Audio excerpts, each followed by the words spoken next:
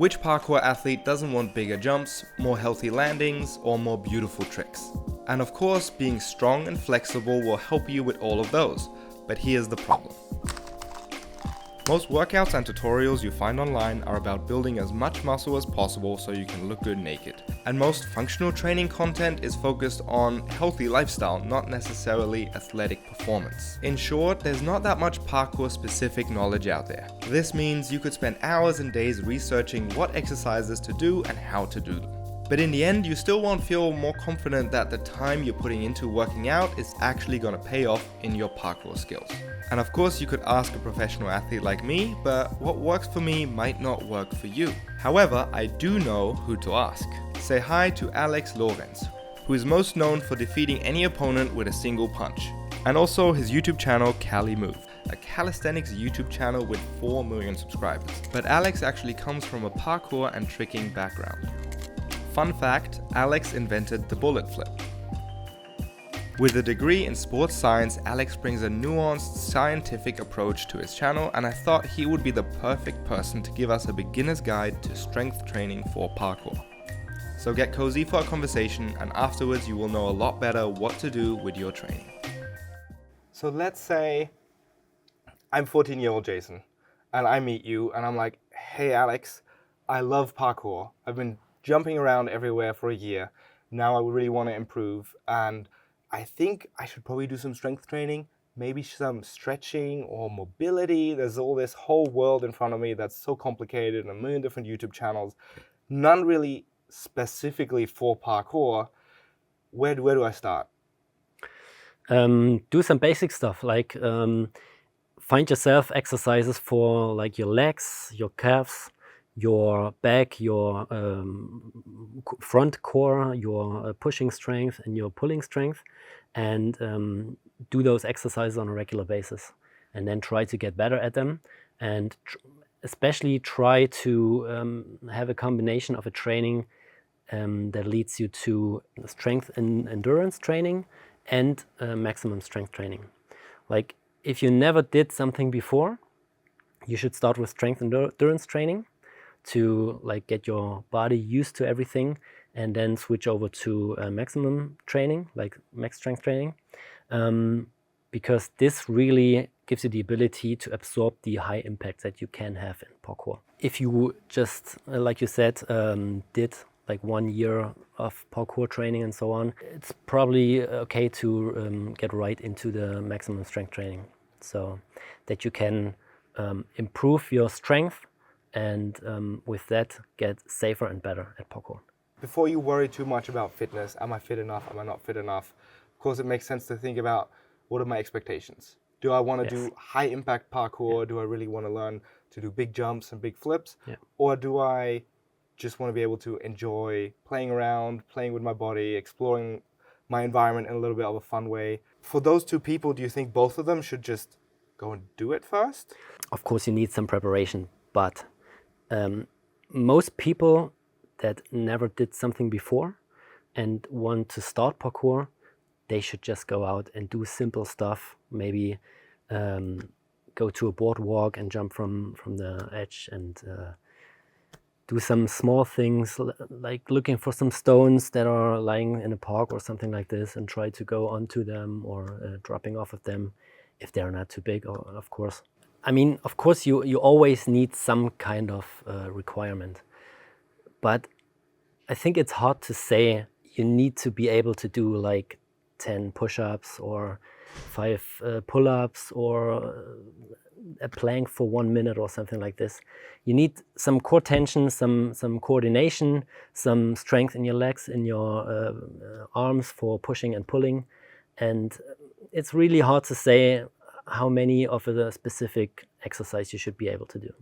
So really, if I'm able to walk down the street, I can start balancing on the curb. Absolutely. And then I can improve my coordination. And of course, at some point, once I know I enjoy it, I'm getting more ambitious, then it makes sense to start thinking about strength training and physical education. What do you think about someone who says, oh, parkour is going to be my strength training? So they say, I'm not going to do strength training. I'm just going to get better at parkour by doing lots of jumps and repeating my tricks over and over again. Is that a smart strategy that you would It's recommend, or? it's definitely a way of improving your strength, but I think it would be better and maybe also faster if you do specific strength training next to your regular training. So if you only jump, you always have a high impact. If you don't prepare for it, it might happen that your joints wear out much quicker. It might also be that you injure yourself because you're not prepared for it. So in my opinion, it definitely makes sense to make some strength training if you want to go a little bit further and maybe do some bigger jumps. It also depends a little bit on which kind of person you are. Some people, they really need like a weight that they can follow. They need maybe 10 exercises and they want to do all the time those exercises and get better at them and want to improve and go to the next goal and then the next goal and so on. Other people need some variation and they get bored very quickly if they do the same over and over again. So it's hard to say one solution that fits for everyone. Okay, so tell me if this is correct. We have the different types of strength training. Right. We have the endurance strength training, which is basically anything where you do more than 15 repetitions. Yeah, right. And that's when I'm doing that, I'm not building any more max strength. Max strength is what I use when I'm using all my power, say in parkour, when I'm taking a big drop and I couldn't take another drop like that right away because I used all my strength in that moment. And in a gym, it would be like a max squat with as much weight as I could push. And then there's also that range in between, hypertrophy, you said Hypertrophy earlier? training, yeah. Is that relevant for parkour? Let me give you a short overview. Like you have different numbers of repetitions that you can do. We are always talking about this number that you can do as your repetition maximum. Like if you can do 20 reps and you stop at 10, it's not that you build a lot of muscle. If you can do 10 and you stop at 10, it's more that you train for hypertrophy. Hypertrophy means that you build muscles, that your muscles grow. 6 to about 14 reps is the goal for hypertrophy training, and from 15 up to like 25 or 30 reps would be strength endurance training. If you do like 6 or 7 reps, you still have some kind of maximum strength, but you also have some hypertrophy training. If you do 4 reps, you also have a little bit of hypertrophy adaptation, but the main goal is max strength and so on. It's also possible, like if you do 30 reps and you go really all out and you push it to the max, that you have some hypertrophy stimulus. It's only like that you have an orientation for the numbers. Okay, so that's a basic understanding between the 3 different types of strength. Yeah. Hypertrophy is the least relevant to parkour because you build a lot of muscle mass, Right. which is bad for us because? Because it makes you heavy.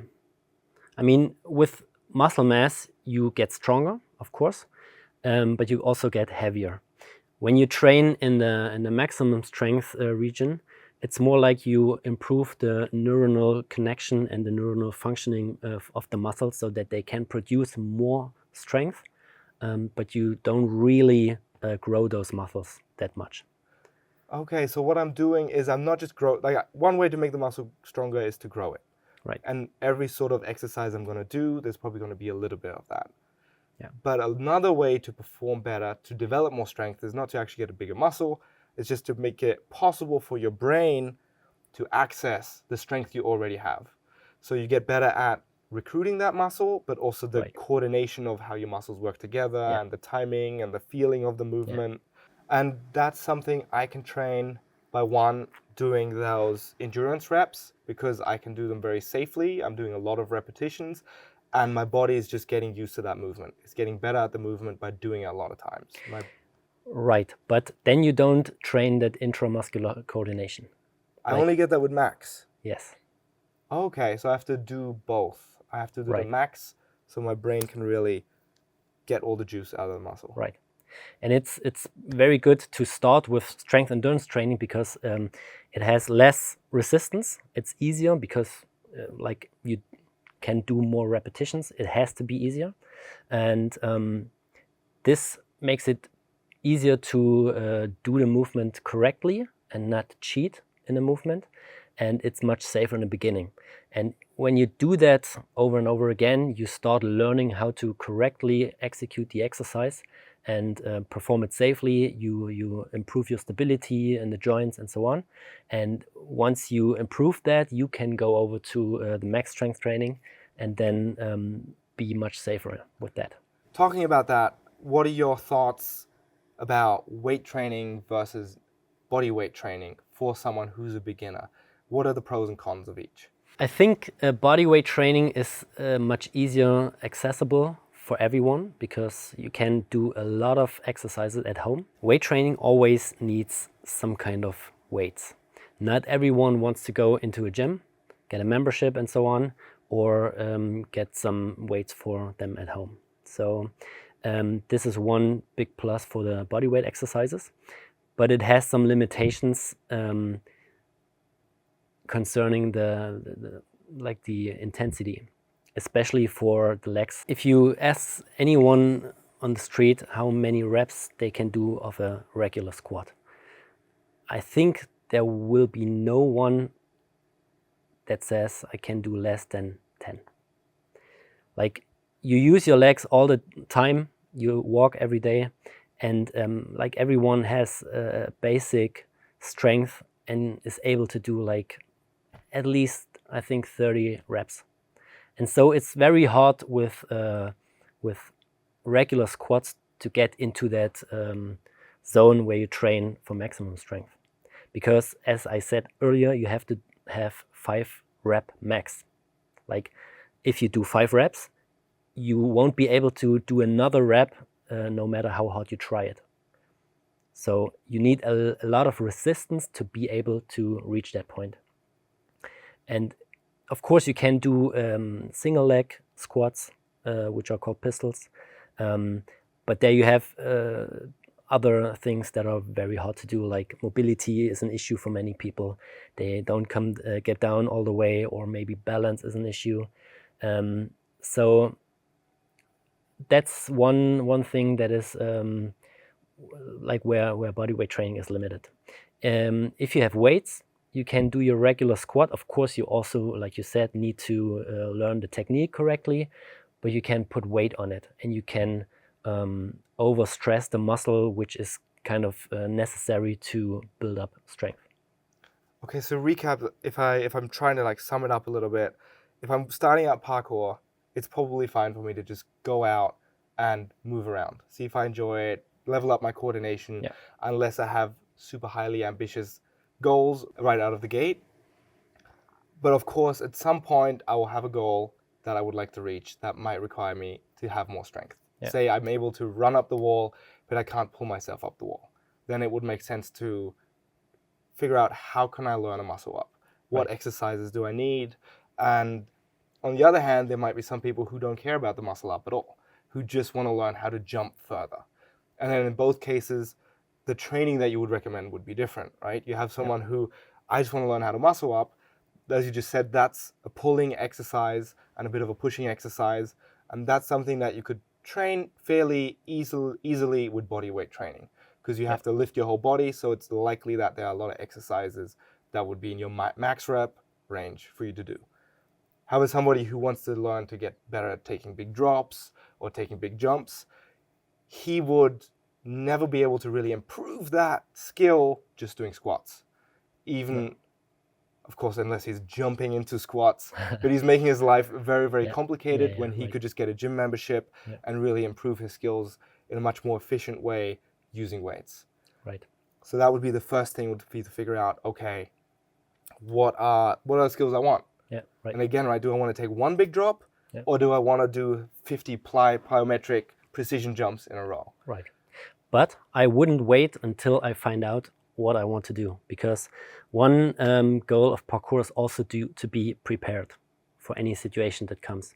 So it would really make sense to have a few basic exercises that you start training right from the beginning. If you start and you don't want to learn the muscle up or the wall climb right away, then it's still good to do some pull-ups or some rows or something like this. In case you maybe half a year later want to start training that, then you already had half a year of time training the pull-ups and building up some strength, and then it's much easier for you to get into that technique. It's always good to have some basic strength all the time and train for it. If you could give me, I know I'm putting you on the spot here because you always said it depends what you want to do, and that's how you choose your exercises. But if there was a base plan you had to do for anybody who starts parkour, and you were only allowed to say give them 5 to 10 exercises, what body weight exercises would you give them? I would choose at least 2 exercises for the legs, like one that targets your upper legs, like maybe squats or lunges or Bulgarian split squats or something like this. Something for the calves, like calf raises, is, in my opinion, a very good exercise for that. I would train like the core, the front and back core, so that you have enough stability and tension in your midsection. I would include something for pushing, like a push-up, maybe even a pike push-up where you are like in a more opened angle in your shoulder, and some pulling, like pull-ups are great, rows are good, skin the cat is a great exercise. And if you know which kind of muscle groups you want to train, then you can take a look at which variation of the exercise you need to meet the requirement of your repetition goal. Awesome. I think that's a good starting point because those are great exercises that you can use to just get a feeling for what strength training looks like, how you feel about it, and of course, the deeper you go into it, the more you're going to learn, but also the more you're going to learn and understand your goals. Yeah. And now we've sort of covered the strength part, but of course, athletic performance also depends a lot on flexibility and mobility, and that's also something that you cover a lot in your content. Yeah. How do I understand the difference between flexibility and mobility? The basic difference could be described as passive versus active stretching or flexibility.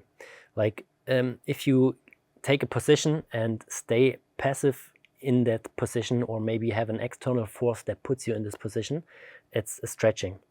And it has the downside that you don't really control the position and the joints.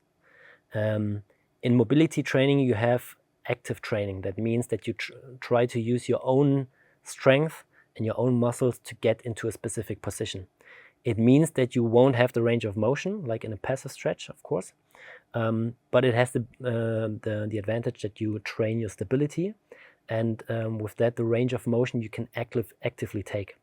And this is something that you would need for parkour, because I think you already had it that you like overstretch your ankle somehow and know how it feels, and that's not very nice.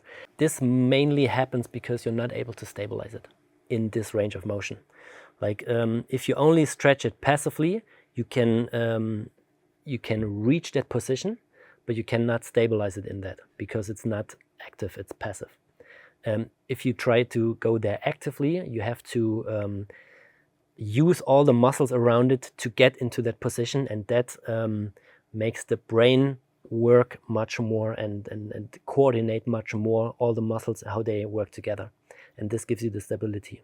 Okay, so if I'm just sitting in a split for 2 minutes, I'm stretching, I'm getting more flexible, but that doesn't mean I'll be able to use this new flexibility I have in my movement safely, because even though my body can get in that position using external force, someone lifts up my leg or it's just gravity pulling me against the ground, I have this extra force helping me, but I really don't have control of my body safely in that range of motion. And another downside is that you lower the tension of the muscles. And this is not something you want to have before you train the muscles, because lower tension means that you can have less output. It is good if you want to relax a muscle. Then it's okay to passively stretch it and hold it for a long time. Then you really get the tension out and then can relax it. But right in front of a training, but also after training, you want to have like a good coordination. and not this lowered tension. And this is something you can reach with mobility training, with active stretching. A good comparison would be the stretching that you said, like a split. A split is passive, and if you stand up on one leg and raise the other leg into the split-like position, Like a that martial would be arts guy. right, like a high kick. That would be an active version of that same position or same exercise. Yeah, I can get my leg pretty high if I like rest it on top of a wall. Yeah. But I have to lift it up and hold If it you there. right, that's it. Big And difference. it's a big difference. It's always a big difference because active range of motion is always smaller than passive range of motion. But this is the way that you really train the muscles and really also train your brain to let the body do the movement. So now if I have the choice, I can either do 30 minutes of stretching after my parkour training, or I can do 30 minutes of mobility. Which one will improve my performance more? I would guess it's mobility. Yeah, definitely. Okay. Passive stretching has its place. Like I said, if you want to release tension and relax, stretching is okay.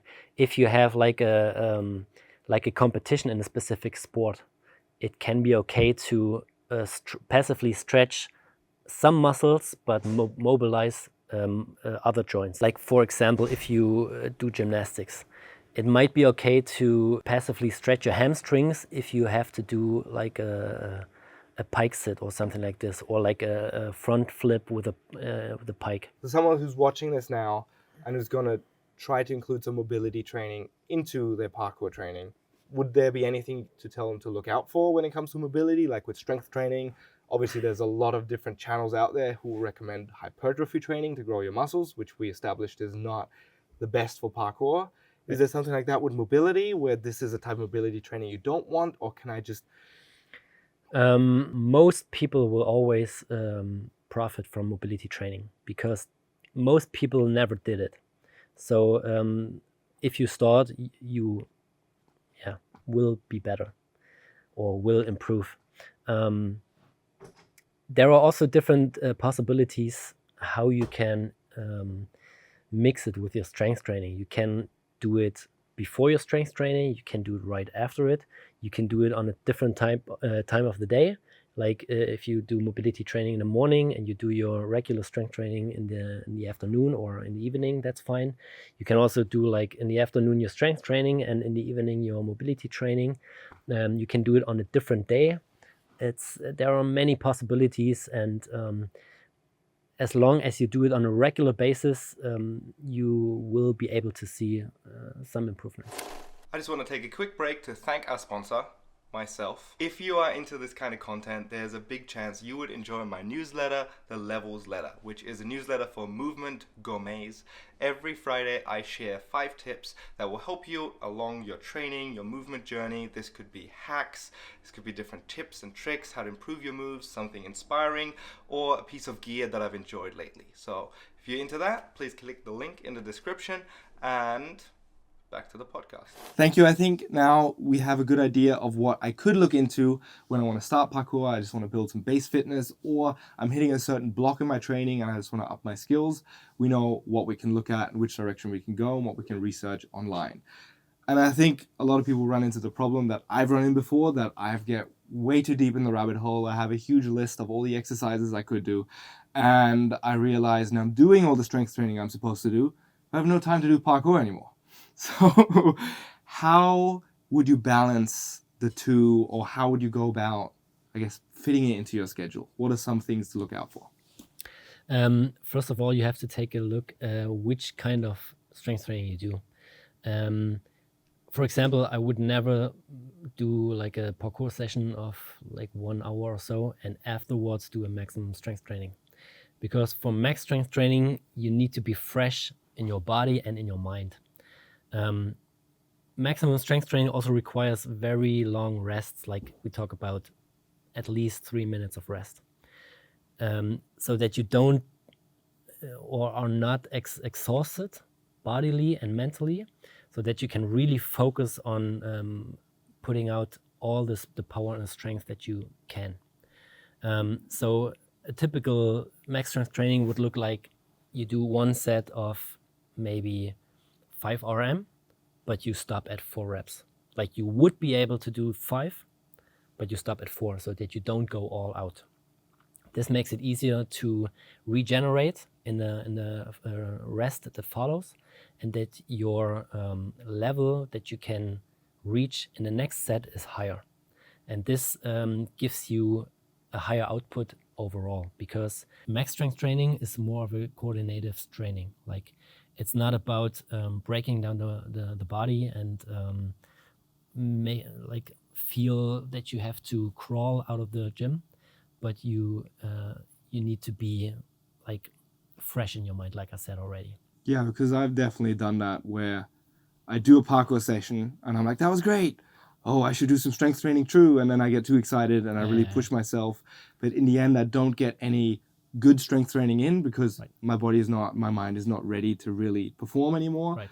And also, I'm sore for like 3 days afterwards because I did way too much, which means I'm missing out on all the training I could have done in those 3 days. And this is like a very hard thing, especially for beginners, because when you train for max strength, you don't feel exhausted necessarily.